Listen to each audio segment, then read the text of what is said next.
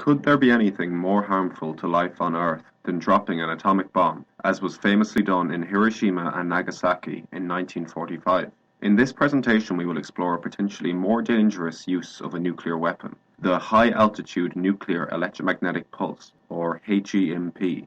This involves the detonation of a nuclear bomb in the Earth's atmosphere, producing gamma rays which interact with the atmosphere to produce a strong electromagnetic field. This field travels downwards and produces current and voltage surges, leading to damage or destruction of electrical and electronic equipment. A high-altitude nuclear test hasn't occurred since 1962.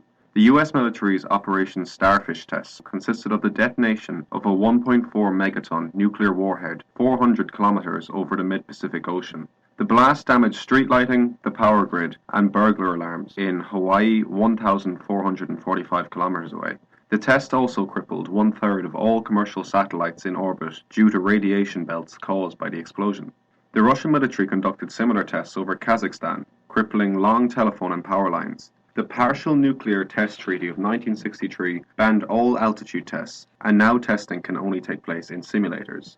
There are three stages to the electromagnetic pulse: E1, E2, and E3. E1 and E3 are of much greater importance than the weaker E2. E1 is the first part of the EMP and disrupts electronic devices by coupling to antennas, short cable links, and integrated circuit-based devices. E1 is caused by gamma rays from detonation striking air molecules between 20 and 40 kilometers altitude and causing the scattering of electrons. The geomagnetic field causes electrons to turn and spiral around the field lines, inducing a pulse of electromagnetic energy which travels down to ground. The E3 component follows E2 and consists of two parts, the blast wave and the heave.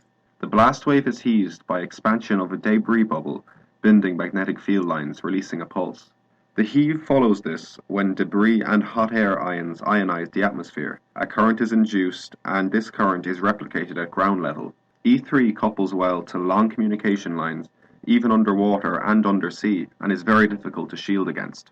Even lightning lines are exposed to the low-frequency EMP, and over time an almost direct current is induced, causing overheating and destruction of power supplies.